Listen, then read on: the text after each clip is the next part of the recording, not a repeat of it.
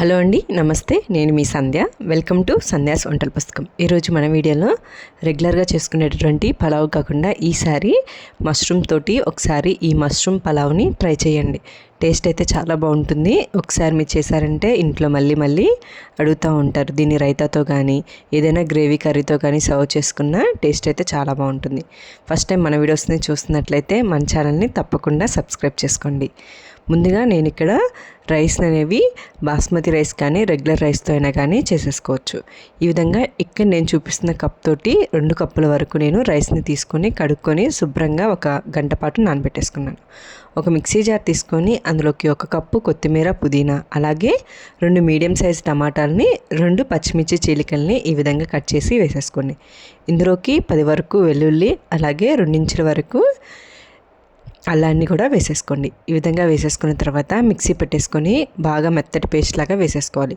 అవసరమైతే కొంచెం వాటర్నైనా యాడ్ చేసేసుకొని ఈ విధంగా మెత్తటి పేస్ట్ లాగా మనము మిక్సీ పెట్టేసుకోవాలి. ఈ విధంగా మిక్సీ పెట్టేసుకొని పక్కన పెట్టేసుకోండి.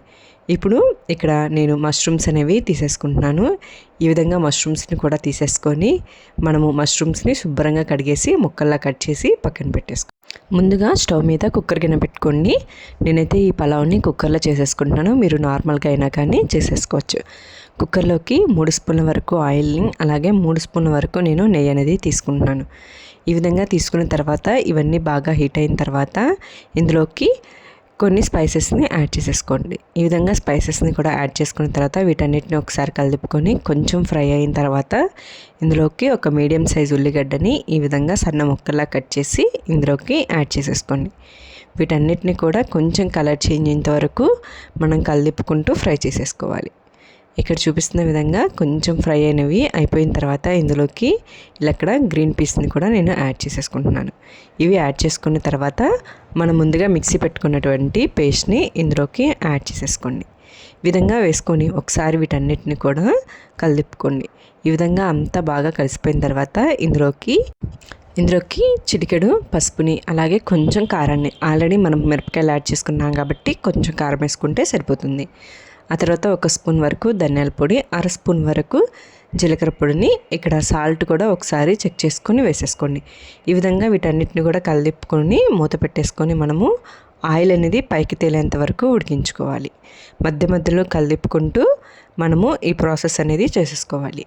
ఇలా మూత పెట్టేసుకొని ఉడికించుకుంటే సరిపోతుంది. ఇలా కలుపుకోవాలి. ఇక్కడ మనకి ఆయిల్ అనేది బాగా పైకి తేలుతుంది. ఒకసారి చక్కగా కలిపెట్టేసుకొని సరిపోతుంది. ఈ విధంగా కలబెట్టుకున్న తర్వాత మనము ఇందాకలా మష్రూమ్స్ని క్లీన్ చేసుకొని ఇలాగా పీసెస్ లాగా కట్ చేసి పెట్టుకున్నాం కదండి, వీటిని కూడా ఇందులోకి యాడ్ చేసేసుకొని ఒకసారి బాగా అంతా మసాలా అనేది మష్రూమ్స్కి బాగా పట్టే విధంగా కలుపుకోవాలి. ఇలా కలుపుకున్న తర్వాత మనం ప్లేట్ పెట్టుకొని మళ్ళీ కొంచెం ఆయిల్ పైకి తేలేంత వరకు మనకు ఉడికించుకోవాలి. అప్పుడే మనకి ఈ మసాలా అనేది మష్రూమ్స్కి బాగా పట్టి టేస్ట్ అనేది కూడా చాలా బాగుంటుంది. ఈ విధంగా మూత పెట్టేసుకొని పైకి ఆయిల్ తేలే విధంగా మనకి ఉడికిపోయిన తర్వాత ఒకసారి బాగా కలుపుకోండి.